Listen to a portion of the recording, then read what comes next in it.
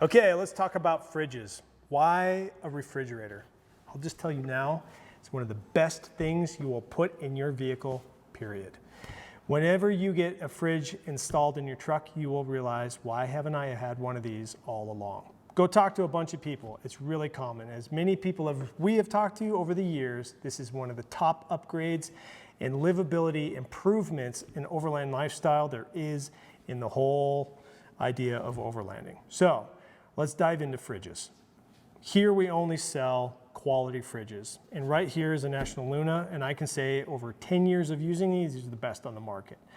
But what you're looking for is high-grade components, efficiency in cooling, so the compressors just sip power, not pull power.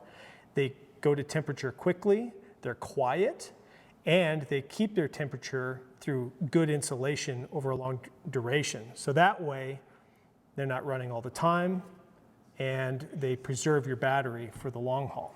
So as you invest into a fridge, the more you spend, you're going to be getting more performance. And that performance is going to be seen in the efficiency, how much power it draws and how much it takes to maintain the temperature and how efficient it is in its insulation. So the next question you're going to be asking, okay, I want a good fridge, but how big? The most common is a 50 quart. It just kind of seems to do everything pretty well. It can go weekend warrior and it can do longer trips. If you're going to be using a fridge for a large group of people, you may want to step up to a 60 or a 75, just depending on your needs. But usually the 50 is a pretty common sweet spot in fridges. So if you're an overlander who does international travel or is out on the road, maybe permanently or often, a fridge is really going to help you out, because as soon as you get outside of Canada and the US, ice becomes really hard to find, and tracking down ice is really going to mess with your travel schedule.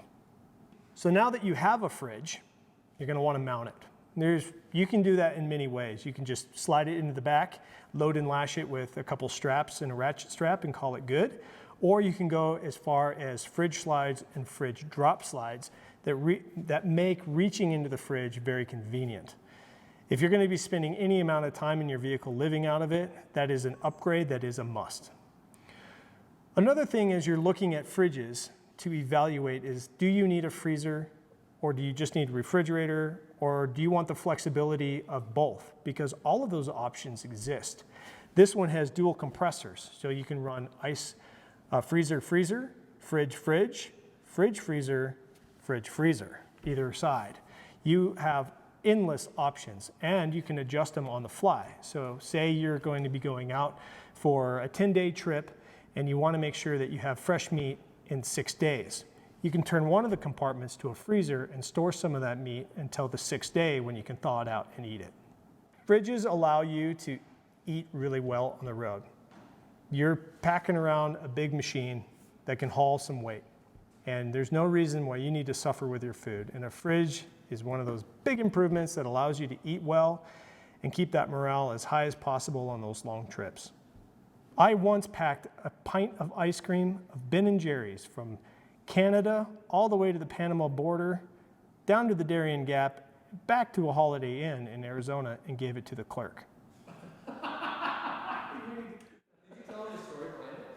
I did. I was like, this thing just went for like 2 months all the way down through Central America and all the way back. It just looked like it'd been through, and then I was like, it's perfectly good. It's been frozen the entire time. It's never been opened.